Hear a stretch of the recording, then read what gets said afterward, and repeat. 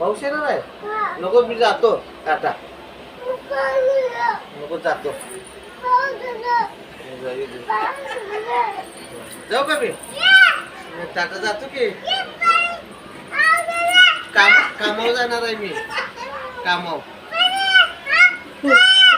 जाणार आहे. कामावर जाणार आहे मी. नको जातो. तू आई जावा. मी नाही येणार. मी जातो की. पाऊस येणार आहे. कुठं आहे पाऊस? कुठे येणार आहे? इथं